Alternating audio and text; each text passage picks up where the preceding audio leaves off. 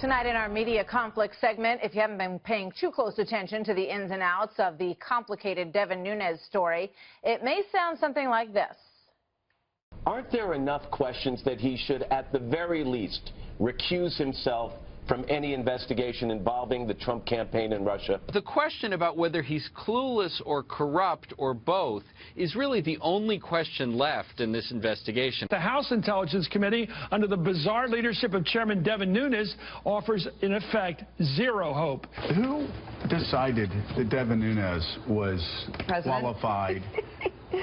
qualified to be the House Intel chair? Because Lots of chuckles and snickers, but as Kimberly Strassel of the Wall Street Journal points out, she tries to cut through what she sees as somewhat surface reporting so far on this story. She writes this: to sum up, Team Obama was spying broadly, she writes, on the incoming administration. And here's Chairman Nunes. Details about U.S. persons associated with the incoming administration, details with little or no apparent foreign intelligence value, were widely disseminated in intelligence community reporting. She also says that Mr. Nunes said that the subjects of the conversations and the intercepts had nothing to do with the subject of Russia. I want to be clear, none of this surveillance was related to Russia. And she points out that surveillance named or unmasked specific Trump officials. I have confirmed that additional names of Trump transition team members were unmasked.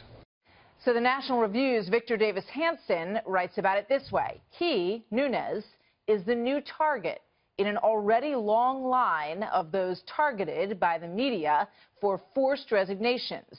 Here now, Fox's resident media expert, host of MediaBuzz, Howard Kurtz. Howie, good to see you today. It's also worth pointing out, and Strassel points this out in her piece, that one of the biggest headlines early on in the Nunes story was that he unequivocally pointed out that the president was wrong when he said that the Obama administration was wiretapping Trump Tower.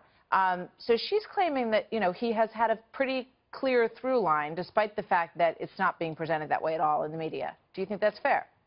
Well, Devin Nunes has become a piñata for the media, and there's been a plethora of partisanship on both sides. But look, we in the media don't know whether these explosive allegations about Obama administration spying on or unmasking of President-elect Trump and his aides are true, because we haven't seen the classified information that Nunes saw. What we do know, I think it's fair to say, is that Congressman Nunes has been rather clumsy in his handling of this, announcing he had this new information, then rushing over to the White House to brief President Trump, then belatedly acknowledging he had seen this information on White House grounds, and then, of course, the New York Times saying that his two sources of this information were, in fact, on the White House staff. Yes. I think that's a good way to put it. I mean, some of this has been clumsily handled, and I think that that's something that even he, you know, just basically in his own words, suggested at one point that, you know, maybe he could have handled the traffic on this a little bit differently. But as you rightly point out, Howie, and as journalists across this country should also recognize, we do not know yet the contents of these documents. So, you know,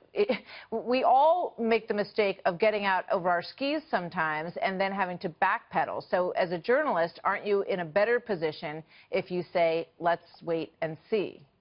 Yeah, we don't know. Let's wait and see. It's not proven. These are all things that journalists should say more often than they do, but there is this sort of, you know, the pressure of the news cycle. Everybody's got to match or talk about or analyze the latest scoop. It's kind of amazing, Martha, that the media are in such a tizzy over Devin Nunes, who I guarantee you 6 months ago, 99% of the country had never heard of.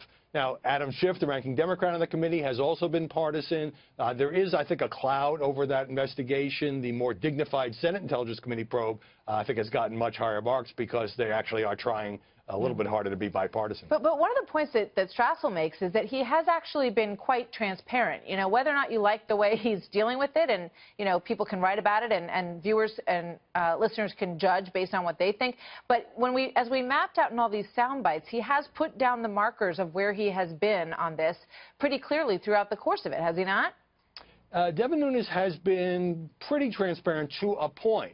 But once he did get a chance to see this material, and I assume eventually it will come out and people can judge for themselves, you know, he made a point of saying he couldn't share it with other members of the committee. So that looked like a Republican perhaps trying to help a president of his own party. Right. Now the White House belatedly saying, oh, yeah, we'll share it with all the committee members. If they'd done that a week ago, there wouldn't be as much of a partisan flap. Yeah, and that is underway, as we all know.